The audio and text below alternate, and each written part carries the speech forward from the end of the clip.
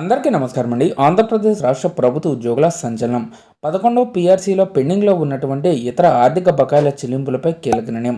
రాత్రి సంచలనం 12వ పీఆర్సీకి సంబంధించి త్వరగతిన ఇంప్లిమెంటేషన్ చేసే విధంగా చర్యలు. ఈ వీడియోలో వీటన్నిటి గురించి పూర్తి వివరాలు అయితే తెలుసుకుందామండి. ముందుగా పెండింగ్లో ఉన్నటువంటి అన్ని రకాల బకాయిలు కూడా క్లియర్ అవ్వాలని ఎవరైతే భావిస్తున్నారో వారందరూ కూడా వీడియోను ఒక లైక్ చేసి మీ తోటి ఉద్యోగ మిత్రులకు వీడియోని అయితే షేర్ చేయండి.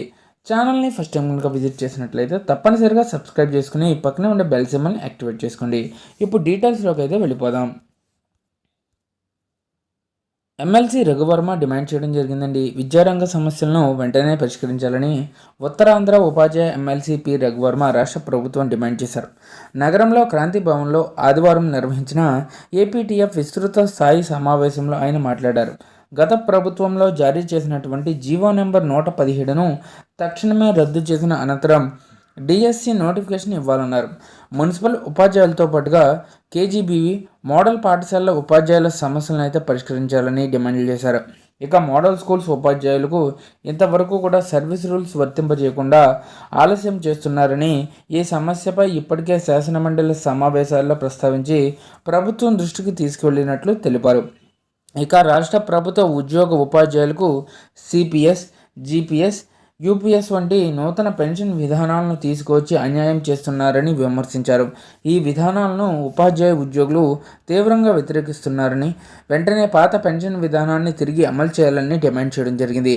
ఇక ఉద్యోగ ఉపాధ్యాయులకు 11వ పీఆర్సీలో అనేక సమస్యలు అయితే పెండింగ్లో ఉన్నాయని, వాటితో పాటు 12వ పీఆర్సీ కోసం కసరత్తు మొదలు పెట్టాలని డిమాండ్లు చేయడం జరిగిందండి. ఇక ఏపీటీఎఫ్ రాష్ట్ర ప్రధాన కార్యదర్శి కె భానుమూర్తి మాట్లాడుతూ ప్రభుత్వ పాఠశాలల్లో మీడియం విషయమై ఉపాధ్యాయ సంఘాలతో చర్చించి తెలుగు, ఆంగ్ల మాధ్యమాలు సమాంతరంగా నిర్వహించాలన్నారు. సో ఈ విధంగా ఉద్యోగ ఉపాధ్యాయ వర్గాలకు సంబంధించి పెండింగ్లో ఉన్నటువంటి అన్ని రకాల బకాయిలతో పాటుగా వారి యొక్క ఇతర ప్రధాన సమస్యలను అయితే క్లియర్ చేయాలండి.